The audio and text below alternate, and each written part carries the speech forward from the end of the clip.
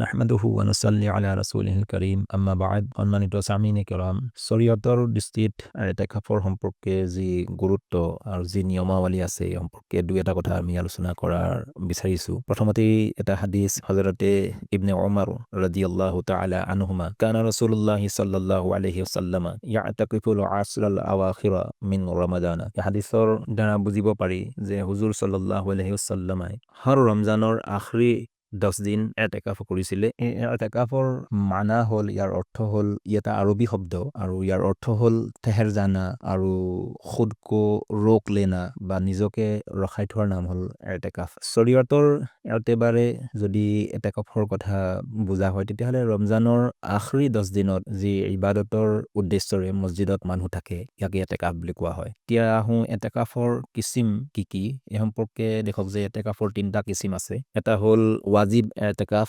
যিটোৰ সম্পৰ্কে যদি কোনো ব্যক্তিয়ে মান্নত কৰে, যে কিবা নিয়ত কৰে যে মই আমুক কামটো মোৰ সমাধা হৈ গ'লে মই ইনশাআল্লাহ এতেকাফ কৰিম, তেতিয়াহ'লে সেইজন ব্যক্তিৰ ওপৰত সেই ধৰণৰ মান্নত কৰিলে সেই এতেকাফ কৰাটো তেখেতৰ ওপৰত ৱাজিব হ'ব আৰু সেই এতেকাফৰ লগত ৰোজা চৰ্ত হয়, গতিকে ৰোজা ৰাখিব লাগিব। যদিও তেওঁ নিয়ত ৰোজাৰ নকৰে তথাপিতো খুদ বখুদ তেখেতে ৰোজা ৰখাটো তেওঁৰ ওপৰত লাজিম হ'ব। আৰু দ্বিতীয় যিটো কিছিম সেইটো হ'ল মসনুন, যিটো সুন্নত এতেকাফ কোৱা হয় আৰু এইটো ৰমজানুল মুবাৰকৰ আখৰি 10 দিনত কৰা হয় আৰু এইটো ক্ষেত্ৰত আল্লাহৰ নবী সাল্লাল্লাহু আলাইহি ওয়াসাল্লামে পাবন্দীৰ সৈতে কৰিছিলে আপ সাল্লাল্লাহু আলাইহি ওয়াসাল্লামৰ জীৱনকালত, যিটোৰ সম্পৰ্কে বিভিন্ন আহাদিছে সাহিহাত মনকুল আছে যে আল্লাহৰ নবী সাল্লাল্লাহু আলাইহি ওয়াসাল্লামে তেখেতৰ জীৱিত কালত ৰমজানুল মুবাৰকৰ হৰ আখৰি 10 দিনত এতেকাফ কৰিছিলে। সেইটো কাৰণে এই এতেকাফক সুন্নতে মুআক্কাদা আলাল কিফায়া বুলি কোৱা হৈছে। অৰ্থাৎ কোনো মহল্লাৰ পৰা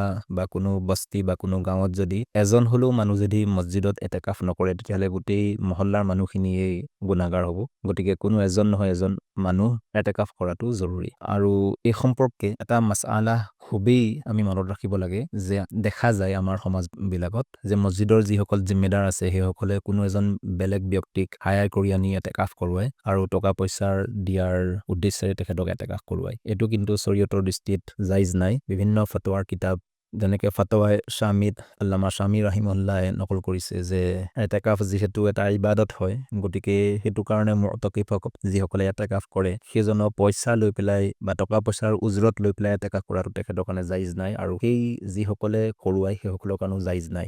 এইটো বেলেগ কথা যে এতেকাফ কৰাৰ পিছত কিবাটো মহল্লাৰ মানুহে মিলি পেলাই সেই ব্যক্তিজনক কিবা হাদিয়া পেশ কৰিব, কিন্তু এইটো তেখেতে গম পাব নালাগে, শেষত গৈ পেলাই তেখেতক হাদিয়া হিচাপে বা উপহাৰ হিচাপে দিব, কিংবা সেইখিনি লোৱাটো কিন্তু তেখেতৰ কাৰণে জাইজ আছে। কিন্তু কাৰোবাক পইচা দিয়াৰ নিয়ত কৰি পেলাই বা পইচা দি পেলাই লোভ দি পেলাই যদি এতেকাফ কৰোৱায় তেতিয়াহ'লে সেইখিনি জাইজ নাই। 3 নম্বৰটো হ'ল মুস্তাহাব এতেকাফ আৰু এই ক্ষেত্ৰত কোনো ধৰণৰ ইয়াত ৰোজা ৰখাৰ জৰুৰী নহয়। যদি কোনো ব্যক্তি মছজিদত অলপ সময় কাৰণে হ'লেও সোমায় বা 1 মিনিট বা তাতকৈ কম সময় কাৰণেও যদি সোমায় তেতিয়াহ'লে এতেকাফ কৰি পেলাই নিয়ত কৰি পেলাই এতেকাফৰ নিয়ত কৰি সোমাব পাৰিব আৰু তেতিয়া তেখেতে মছজিদত সোমাই পেলাই যিখিনি আমাল কৰিব, যিখিনি ইবাদত কৰিব সেইখিনিও সব পাব আৰু এতেকাফৰ সবও পাব। গতিকে আমি মনত ৰখা দৰকাৰ যে মুস্তাহাব এতেকাফৰ কাৰণে কোনো ধৰণৰ চৰ্ত বা এনেকুৱা জৰুৰী কোনো নিয়ম কানুন নাই, ইমান সময়ে কৰিব লাগিব বা ইমান দিনে কৰিব লাগিব। দ্বিতীয়তে এটা কথা খুবেই মানুহৰ মাজত সোধা পোছা হৈ থাকে, সেইটো হ'ল যে মহিলাসকলে এতেকাফ কৰিব পাৰিব নোৱাৰে। তো ফুকাহায়ে কেৰামসকলে লিখিছে মাসাইলৰ কিতাপত যে মহিলাসকলৰ কাৰণে এই যি 10 দিন এতেকাফ ৰমজান মাহৰ তেখেতসকলৰ কাৰণেও সুন্নত হয়, কৰিব পাৰিব, কিন্তু বেহতৰ হ'ল যে উলামায়ে আহনাফৰ নজদিক ঘৰত তেওঁলোকে এতেকাফ কৰিব, যিবিলাক জেগাত ঘৰৰ যি জেগাত নামাজ পঢ়া হয় বা অন্যান্য ইবাদত কৰা হয় সেইটোহাত জেগাই নিৰ্দিষ্ট কৰি ল'ব এতেকাফ কৰিব। কাৰণ যদি তেনেকুৱা জেগা নিৰ্দিষ্ট নাথাকে তেতিয়াহ'লে ঘৰৰ এটা কোণা বা এটা চুকত পৰ্দাৰ ব্যৱস্থা কৰি পেলাই সেই মহিলাগৰাকীয়ে এতেকাফ কৰিব পাৰিব। গতিকে এতেকাফ এনেকুৱা এটা আমল হয় যাৰ যিটোৰ দ্বাৰা আল্লাহ তাআলাৰ নৈকট্য হাসিল হয়। গতিকে আমি প্ৰত্যেকেই পুৰুষসকলে মছজিদত লাষ্টৰ 10 দিন ইনশাআল্লাহ এতেকাফ কৰাৰ কাৰণে চেষ্টা কৰিব লাগে আৰু আমাৰ মহিলাসকল যিসকল মা ভনী আছে ঘৰত সেইসকলেও যাতে ঘৰত এই 10 দিন এতেকাফ কৰে ইনশাআল্লাহ, তাৰ কাৰণে আমি গুৰুত্ব দিব লাগে। আল্লাহ তাবাৰক তাআলা কোৱাৰ শুনাতকৈ বেছি বেছি আমল কৰিব তৌফিক দান কৰক। আসসালামু আলাইকুম ওয়া ৰাহমাতুল্লাহি ওয়া বাৰাকাতুহু।